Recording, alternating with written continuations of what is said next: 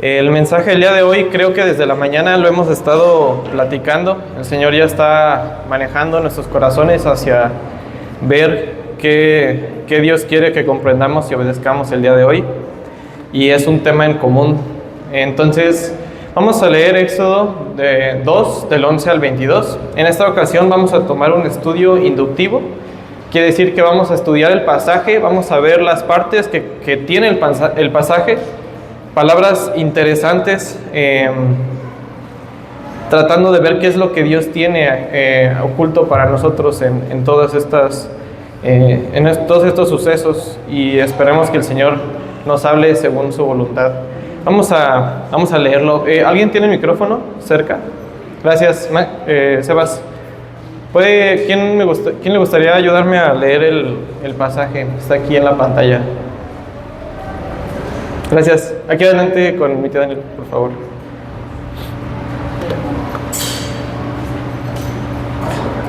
Gracias. Bueno, ¿listo? ¿Tú lees? Sí, adelante. Éxodo 2, del 11 al 22, dice así: En aquellos días sucedió que crecido ya Moisés salió a sus hermanos y los vio en duras tareas y observó a un egipcio que golpeaba a uno de los hebreos, sus hermanos. Entonces miró a todas partes y viendo que no aparecía nadie, mató al egipcio y lo escondió en la arena. Al día siguiente salió y vio a dos hebreos que reñían. Entonces dijo al que maltrataba al otro: ¿por qué golpeas a tu prójimo? Y él respondió: ¿quién te ha puesto a ti por príncipe y juez sobre nosotros? ¿Piensas matarme como mataste al egipcio? Entonces Moisés tuvo miedo y dijo: ciertamente esto ha sido descubierto. Oyendo Faraón acerca de este hecho, procuró matar a Moisés, pero Moisés huyó de delante de Faraón y habitó en tierra de Madián. Y estando sentado junto al pozo, 7 hijas que tenía el sacerdote de Madián vinieron a sacar agua para llenar las pilas y dar de beber a las ovejas de su padre. Mas los pastores vinieron y la echaron de allí. Entonces Moisés se levantó y las defendió, y dio de beber a sus ovejas. Y viendo ellas a Reuel, volviendo ellas a Reuel, su padre, y él les dijo: ¿por qué habéis venido hoy tan pronto? Ellas respondieron: un varón egipcio nos defendió de mano de los pastores, también nos sacó el agua. Y dio de beber a las ovejas. Y dijo a sus hijas: ¿dónde está? ¿Por qué habéis dejado a ese hombre? Llamadle para que coma. Y Moisés convino en morar con aquel varón, y le dio su hija Séfora por mujer a Moisés. Y ella le dio a luz un hijo, y él le puso por nombre Gersón, porque dijo: forastero soy en tierra ajena. Gracias Juan Carlos. Vamos a orar. Señor, te damos gracias por el tiempo que nos das el día de hoy, porque nos permites estar delante de tu palabra, Señor, humildes y buscando tu sabiduría, Señor, buscando tu dirección. Te rogamos que nos ayudes a aplicarlo a nuestras vidas. En nombre de tu Hijo Jesucristo. Amén. ¿Sí se entiende? Siento que se vicia, pero ¿sí se entiende? Muy bien. Entonces vamos a comenzar. El contexto. Las predicaciones anteriores empezamos a estudiar Éxodo, si recuerdan. La primera, el mensaje fue: confía, Dios está obrando. ¿Se acuerdan que después del tiempo del libro de Génesis, en el que José trae a su familia a vivir a Egipto, el pueblo de Israel empieza a crecer mucho, y entonces los egipcios empiezan a temer a este pueblo, temiendo que se unan contra ellos con los demás pueblos alrededor y vayan a derrotar a Egipto? Entonces empiezan a aumentar la carga de los labores de este pueblo, y pues eso es lo que el Señor nos está diciendo a través de esa predicación: confía, Dios está obrando. Después vimos acerca del temor primero a Dios con las parteras que se negaron a matar a los hijos varones de los israelitas, y en la predicación pasada vimos: rescata a tu prójimo de la muerte, cuando Moisés está siendo rescatado por la princesa en medio del río y tomándolo como hijo. Entonces este pasaje es el que está inmediatamente después de estos versículos. Leemos la primera parte. Como les comentaba, la idea del día de hoy es buscar el entender el pasaje, aprenderlo juntos y después ver qué es lo que Dios quiere que comprendamos y obedezcamos. Entonces, bueno, dice, en aquellos días sucedió que crecido ya Moisés salió a sus hermanos. Esta palabra salió es como que entró en su corazón, pues, la intención de ver cómo estaba, ¿no? De ver las situaciones y en general la situación en la que estaban. Y si se fijan, resalté en azul todas las palabras que tienen que ver con vio, con observó, miró. Es decir, durante toda esta parte vamos a ver varias diferencias entre las palabras que usa el autor para ver. La primera de ellas dice, y los vio en sus duras tareas. Este vio, habla en la Biblia, se usa para mirar un acontecimiento con cierta emoción. Puede ser de tristeza o con gusto o con alguna emoción, ¿no? En este caso dice, vio en sus duras tareas, es decir, tuvo una sensación, una emoción a través de ver cómo estaban siendo oprimidos y abusados. Y dice, observó a un egipcio, es decir, vio que estaban ahí, un egipcio que golpeaba a uno de los hebreos, sus hermanos. Lo primero que pensé en este punto era, no estaba seguro, yo no recordaba haber estudiado si Moisés sabía de su origen, porque obviamente al estar un tiempo con su madre biológica y después regresada con la princesa egipcia, no sabía exactamente si era de su conocimiento, ¿no? De este trasfondo. Pero lo más seguro es que sí, por cómo reacciona y cómo hace lo que hace más adelante, y lo vamos a estar estudiando el día de hoy. Después hay en Hechos una interpretación de Esteban que nos deja ver algunas de las cosas que Moisés sabía. Entonces entendemos a través de otros pasajes y del contexto que Moisés sí sabía que él era un hebreo. Sabía que él era un hebreo en una posición especial en Egipto. Entonces dice que observa cómo el egipcio golpea a uno de sus hermanos, los hebreos. No quiere decir necesariamente un hermano de sangre, sino uno de su familia o de su genealogía, ¿no? Israelita. Después dice, entonces miró a todas partes. Y esta palabra miró, si la buscamos, de hecho en el original no dice a todas partes, dice por allá y acullá. Se quiere decir que estuvo girando su cabeza, ¿no? Estuvo viendo, se estuvo asomando a ver si no había nadie. Quiere decir que él sabía que estaba a punto de hacer algo que no estaba bien, o que le iba a traer consecuencias graves si se sabía. Entonces, ¿qué es lo que hace cuando se enoja y se frustra de ver que están maltratando a uno de sus hermanos?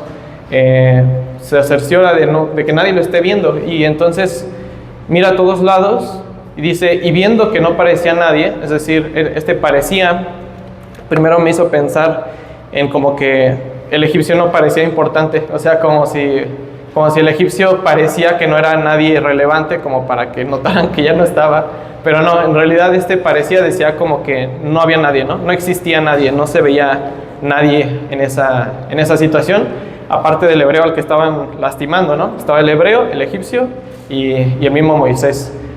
Si es probable que hubiera más hebreos, pues no sabemos, pero lo que sabemos es que, pues, al parecer era el único egipcio por lo que hace Moisés, ¿no? Y dice que viendo que no parecía nadie, mató al egipcio. Mató, esa misma palabra es recurrente en todo este texto, lo vamos a estudiar más adelante. Después dice que lo escondió en la arena. Un punto más para entender que Moisés sabía que estaba haciendo algo malo, que iba a sufrir consecuencias por ello.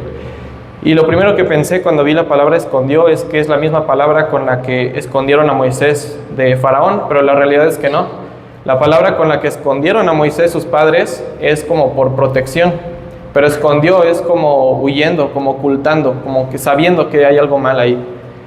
Si seguimos adelante, una cosa más, pero no, lo vamos a ver más adelante. Si seguimos adelante, vemos que la siguiente parte dice que al día siguiente de que esto sucedió, dice que he aquí, ahí no dice vio, dice que había dos hebreos que estaban peleando entre sí, que estaban discutiendo.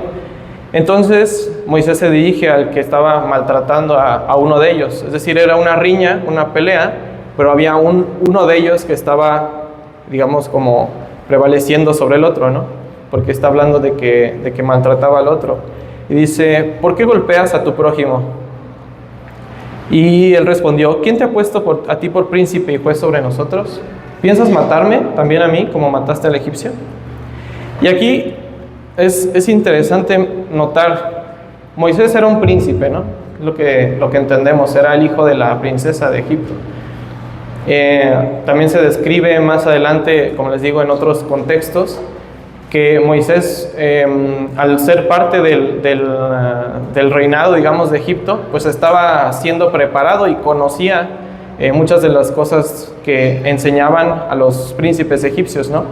Cosas de mucha sabiduría, de cómo gobernar. Entonces es raro que el hebreo le pregunte, ¿quién te ha puesto a ti por príncipe y juez sobre nosotros? Es raro. Creo que si alguien era príncipe y juez sobre ellos, pues de alguna manera sí era pues Moisés, porque era sabido que era hebreo.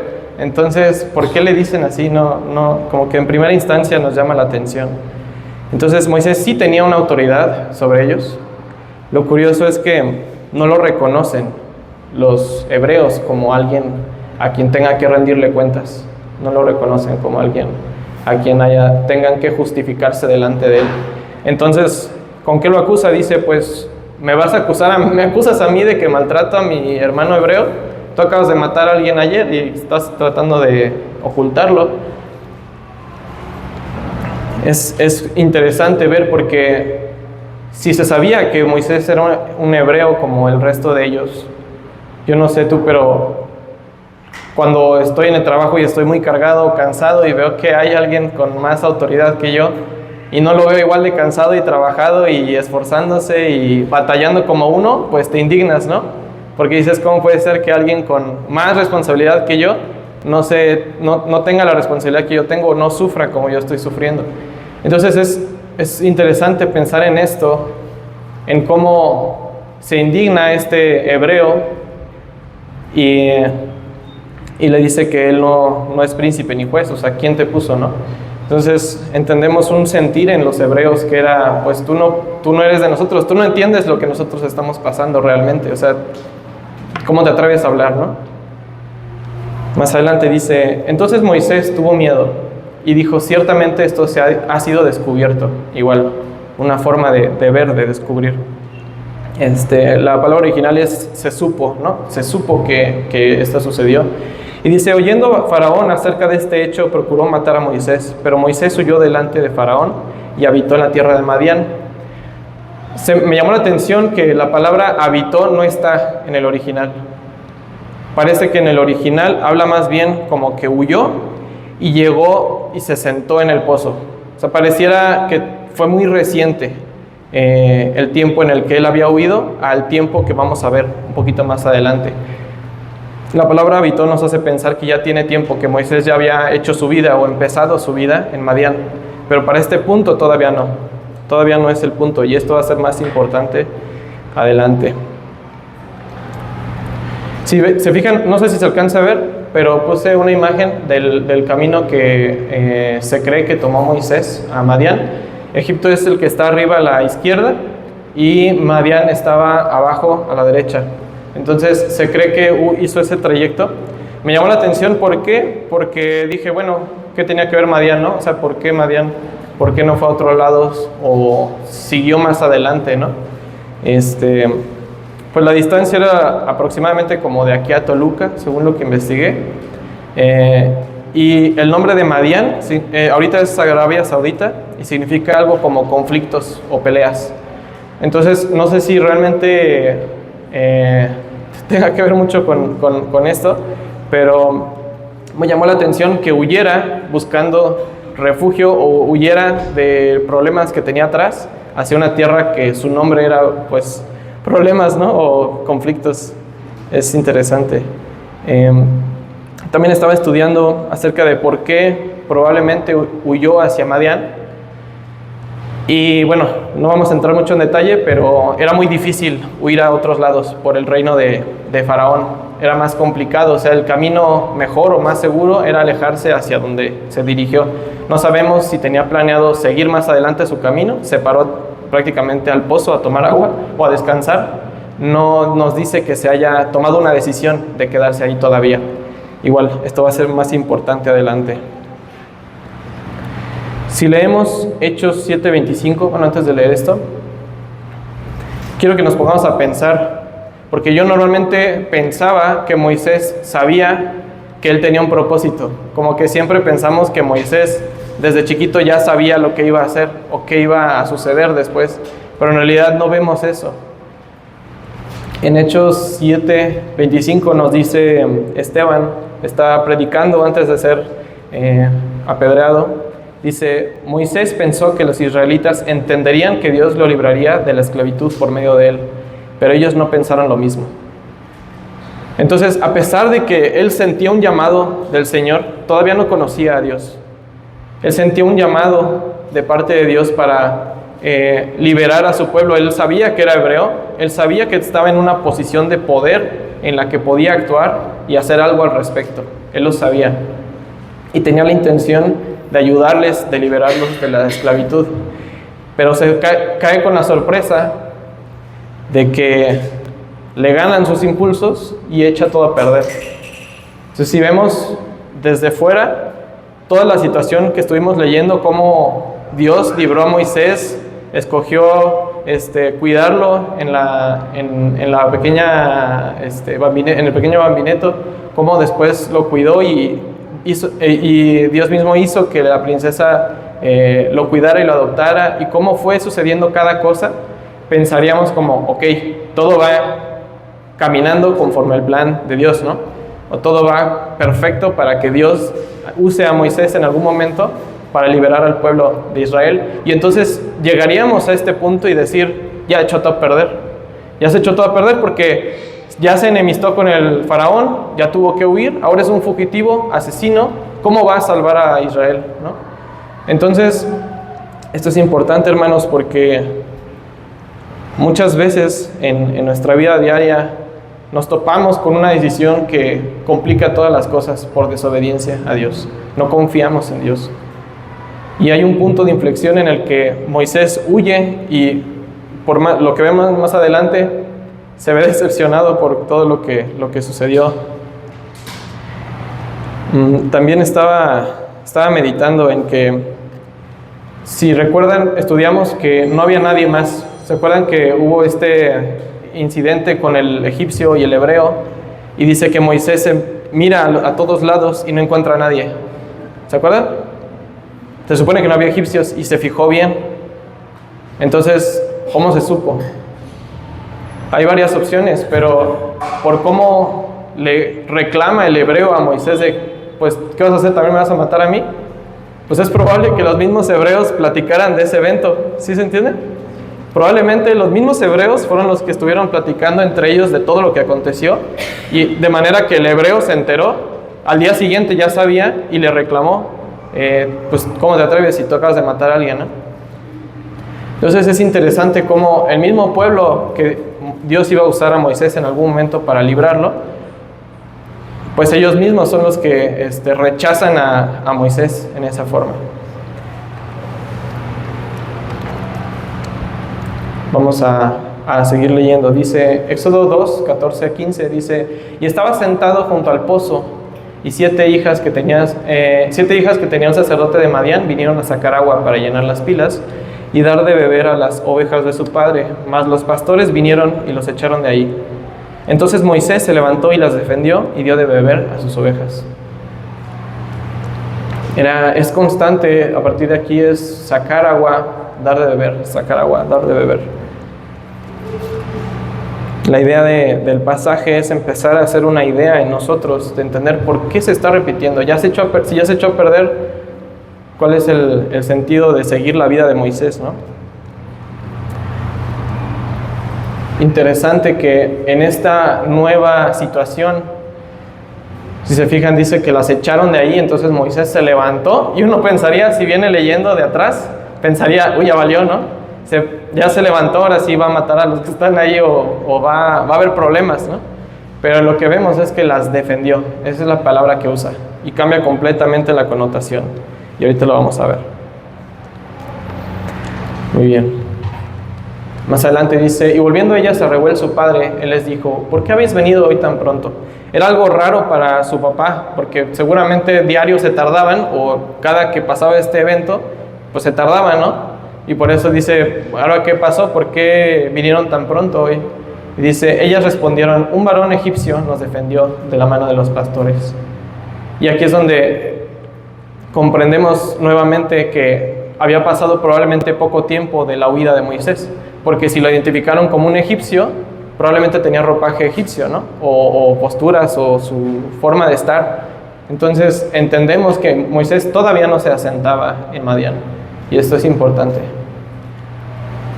Dice después que ya le explican sus hijas por qué llegaron más temprano y cómo Moisés las defendió, y su papá les dice, oigan, ¿por qué no lo llamaron a comer? ¿Por qué no lo invitaron, no? Y entonces dice, llámenlo. Y Moisés dice, convino en morar. Bueno, dice que lo invita a comer, y luego dice, y Moisés convino en morar con aquel varón. Ahora sí es cuando Moisés decide empezar una vida ahí. Y él dio su hija Séfora por mujer Moisés, y ella le dio a luz un hijo, y él le puso por nombre Gersón, porque dijo, forastero soy en tierra ajena. Qué interesante ver el corazón de Moisés nombrando a su hijo, recalcando que él no es de ahí, que él no pertenece ahí, que él no es originario de ahí. Es algo que estaba en su mente por lo que decide poner. Y obviamente, pues si nació un niño, pues mínimo habían pasado 9 meses, ¿no? Entonces había pasado un tiempo y esto seguía en la mente de Moisés. Yo no soy de aquí, yo no era de aquí. Este es mi nuevo hogar, mi nueva vida. Les puse el texto completo. Normalmente, lo más seguro es que no se alcance a ver, pero lo que quiero que veamos son los colores que vamos a usar. ¿Por qué? Porque aquí es donde empezamos a entender qué es lo que Dios quiere que entendamos en todo este pasaje. Me dio la tarea de marcar en azul, ya se los marqué hace ratito, pero aquí pueden ver, si alcanzan a ver más o menos los colores, al menos. Si se fijan, en la primera parte, casi se limita prácticamente a la primera parte, todo lo que tiene que ver con observar y ver. ¿Sí se fijan? Bueno, si marcamos todos los eventos de violencia, de abusos, de golpear, de matar, de venganza de parte de Moisés, lo vemos en la primera parte, ¿no? Y la segunda parte está libre de estos eventos. Si marcamos los eventos del agua, de sacar del agua, de dar de beber, se ve que está todo para la mitad, para adelante, y es más pacífico en general. Algo cambia en Moisés, ya no es arrebatado, defiende pero no maltrata. Y me di cuenta que la palabra Moisés la vimos en la predicación pasada. ¿Se acuerdan qué era? ¿Por qué le pusieron Moisés? ¿Se acuerdan? Sacado del agua. Y es interesante porque la primera mitad del pasaje Moisés se dedica a hacer lo que él piensa que tiene que hacer, defender a su pueblo con los medios que él tenía y conocía.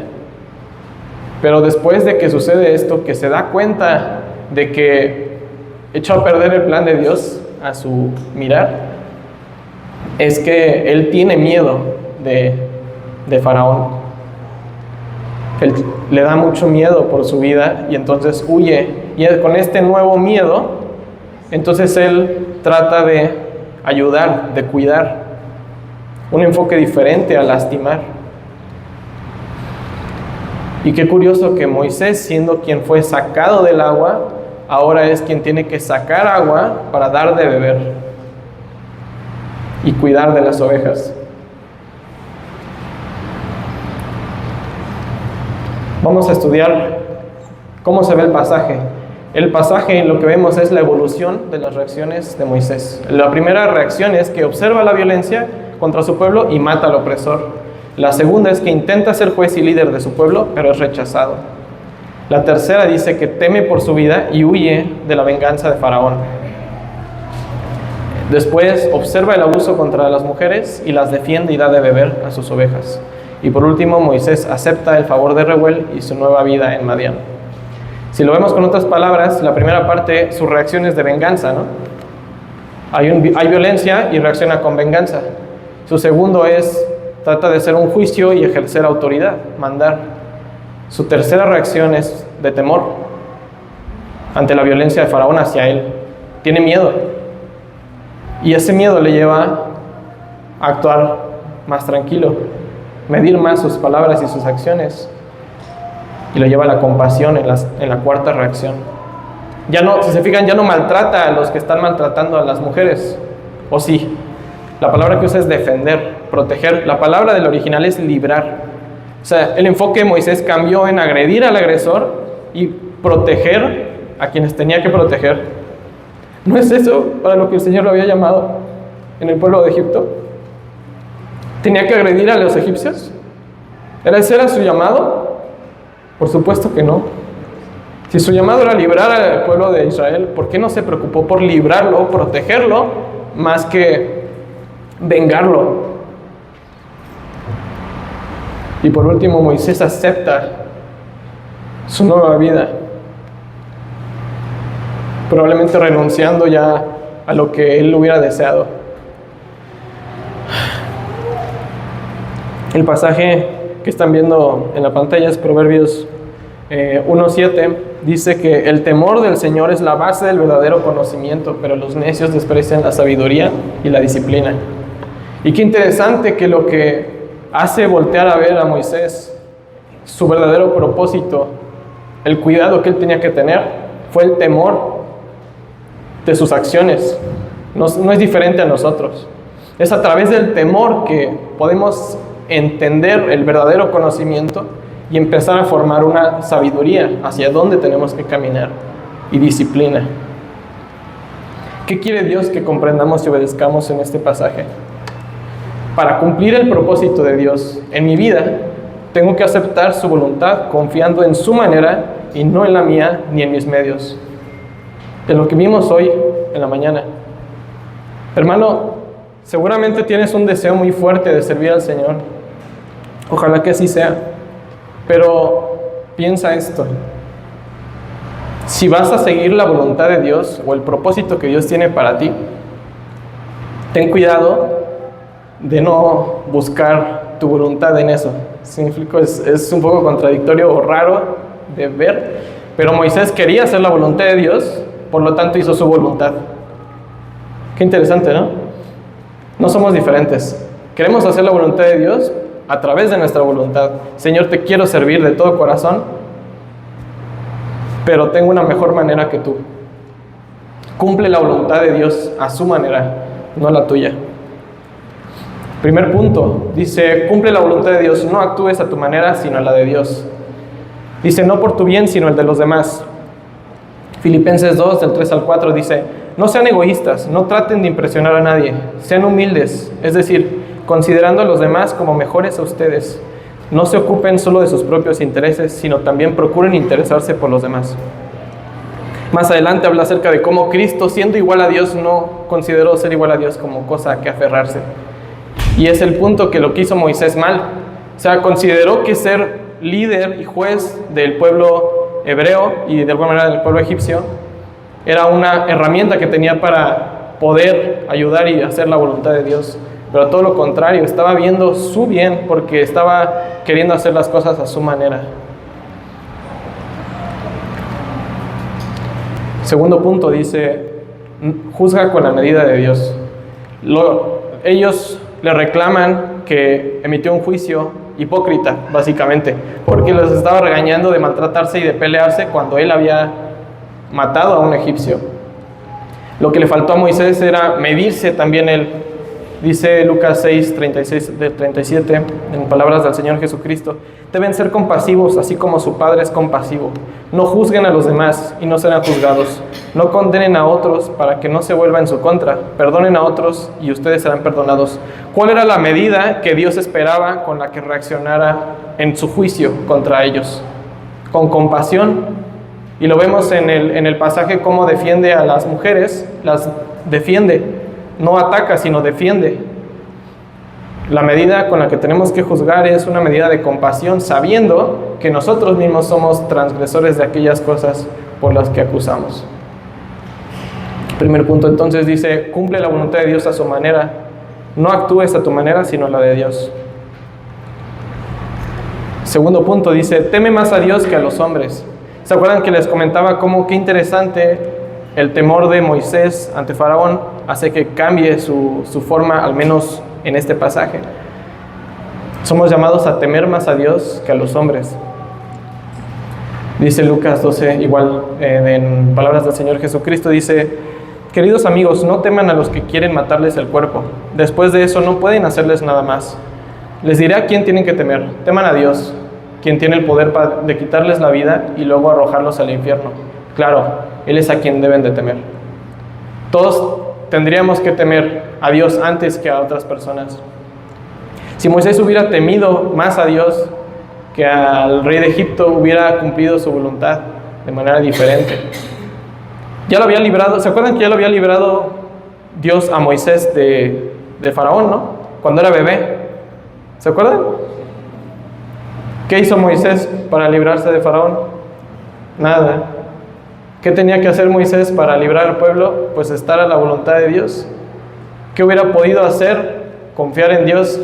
Y muchos personajes se libran por mentiras, se libran por pues muchas formas, a la forma en la que ellos piensan, pero no creen que Dios les va a librar. Dice Jesús: teman mejor a Dios. O sea, si tienen que temer a alguien, témanle a Dios. Él es el que tiene la última palabra sobre sus almas. Dice Proverbios 29:25: temor al hombre trae trampa, mas el que confía en Jehová será exaltado. Traía jiribillo. Cómo Moisés se libró, cómo huyó, tenía trampa. Cómo se vengó, tenía trampa. Entonces cumple la voluntad de Dios a su manera. No actúes a tu manera, sino a la de Dios. Teme más a Dios que a los hombres. Esa es la manera de seguir el propósito de Dios para tu vida. Ten más miedo de lo que va a hacer Dios en tu desobediencia, cómo te va a juzgar, que la postura que vas a tener frente a los demás. Cómo quedes mal. Tercer punto: no impongas tu voluntad, acepta la de Dios. ¿Se acuerdan que dijo que él quería hacer? Bueno, lo regañó, le llamó la atención y ellos le dijeron: ¿quién te puso a ti como para mandarnos, no? ¿Quién te puso como príncipe? Bueno, si Moisés hubiera esperado, hubiera podido ser diferente, no lo sabremos, pero básicamente el Señor nos está diciendo aquí que no. Dice: no te dejes impresionar por tu propia sabiduría, en cambio teme al Señor y aléjate del mal. 1 Corintios 1:25 dice: así que todo lo que parece una tontería de Dios es mucho más sabio que la sabiduría de este mundo. Podría pensarse que Dios es débil, pero en realidad es más fuerte que cualquiera. Dios tiene caminos diferentes a los de nosotros.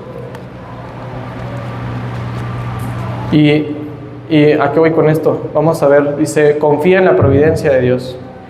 Lo vamos a leer ahorita, pero el pasaje que puse aquí es como José. ¿Se acuerdan que en Génesis, poquito antes del Éxodo, José es usado por Dios para librar a sus hermanos y ayudar a que esa tierra tuviera todavía alimento durante los años de sequía? Entonces esta escena que puse aquí es cuando José se rebela con sus hermanos porque había sido unos años antes traicionado. Y entonces dice que no se preocupen, les dice: soy yo, José su hermano, al que traicionaron, al que vendieron como un esclavo. Pero no teman, porque Dios usó todo esto para bien, para salvarlos. Es lo mismo que está haciendo con Moisés. Moisés echó a perder de alguna manera el propósito que Dios tenía, porque ya lo había colocado ahí para poder usarlo, pero Dios no ve las cosas que ve el hombre. Todavía tenía que aprender algo y lo vamos a ver, ¿no? Ya es el siguiente punto. Dice: Dios me envió aquí antes que ustedes para que les salve la vida a ustedes y a sus hijos de una manera maravillosa. Romanos 8:28 dice: sabemos que Dios va preparando todo para el bien de los que lo aman, es decir, de los que Él ha llamado de acuerdo con su plan. Tercer punto y último, dice: acepta las bendiciones de Dios. Y ese es el punto más interesante. Dice: deleítate en el Señor, Salmo 37:4, y Él te concederá los deseos de tu corazón. Probablemente era un deseo, según lo que vemos, no probablemente, vemos en la palabra que era un deseo de Moisés ayudar a hacer algo respecto a su pueblo, ayudarlos a librarse de esta esclavitud. Era el propósito que tenía Dios para Moisés, era muy claro, era obvio, pero los actos egoístas de Moisés lo alejaron del propósito que Dios tenía para él. Pero Dios en su sabiduría le dijo: ¿sabes qué, Moisés? Me acabas de demostrar que ser preparado como un rey de Egipto no te está sirviendo de nada para lo que yo quiero hacer, que es librar al pueblo.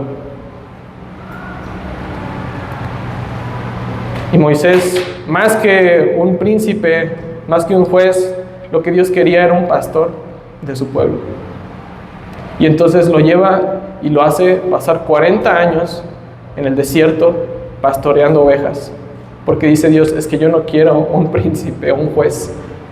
Ya te preparé, pero ahora quiero, es mi voluntad, que aprendas la obediencia y aprendas la humildad. Que aprendas a valorar el servicio, el cuidado, a dar de beber a mis ovejas. Eso es lo que quiero que aprendas durante 40 años. ¿Un castigo fuerte? Pues de alguna manera era en la medida del mismo orgullo de Moisés, probablemente, porque estar 40 años para aprender esto es increíble. Y no somos diferentes. A veces creemos que ya Dios nos rescate de este sufrimiento. Ya estuvo bueno, ya pasamos tantos años en la prueba, ya es tiempo. Pero ¿qué dice el Señor? Tienes en la prueba 2, 3, 4, 5 años, no has aprendido nada. No te está sirviendo de nada porque no estás aprendiendo por la razón por la que te tengo ahí. Estás ahí, por tu desobediencia, porque no haces las cosas como yo te digo. Y hay veces que la prueba viene para aprender algo, no necesariamente como consecuencia de algo que hicimos, pero sí para aprender algo. Vas a aprenderlo, vas a aceptar las bendiciones de Dios como lo que son. Le dio una familia a Moisés. ¿Vas a aceptar tu nueva vida en ese sentido? Dice Hebreos 11:6. De hecho, sin fe es imposible agradar a Dios. Todo lo que desea acercarse a Dios debe creer que Él existe y que Él recompensa a los que buscan con sinceridad. Gran parte de la palabra nos insta, nos invita a que valoremos más la recompensa que tenemos en Dios que la que podemos conseguir con nuestros medios.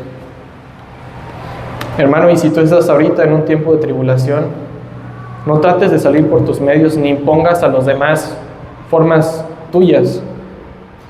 Aprende a valorar el tiempo que estés esperando la voluntad de Dios y no solo esperes. Moisés no quedó en el desierto nada más esperando 40 años. Tuvo que trabajar y aprender la obediencia y llegó a ser el hombre más humilde de la tierra. Así lo describe en la Biblia. Imagínate de un rey que pudo haber tenido mucho potencial, humillado 40 años como un pastor para aprender lo que de verdad es la humildad. Hermano, cumple la voluntad de Dios a su manera, no a la tuya. Primer punto, recordamos, no actúes a tu manera, sino a la de Dios. Teme más a Dios que a los hombres. No impugnas tu voluntad, acepta la de Dios. No seas sabio en tu propia opinión, confía en la providencia de Dios y acepta las bendiciones de Dios. Vamos a leer este pasaje. ¿Me ayudan a ponerse de pie, por favor, para terminar? Leemos Proverbios 3, 5, 7. Dice: confía en el Señor con toda tu corazón. No dependas de tu propio entendimiento. Busca su voluntad en todo lo que hagas, y Él te mostrará cuál camino tomar. Señor, te damos gracias por tu provisión y tu cuidado. Gracias porque nos permites aprender las grandes maravillas de lo que has escrito en tu ley.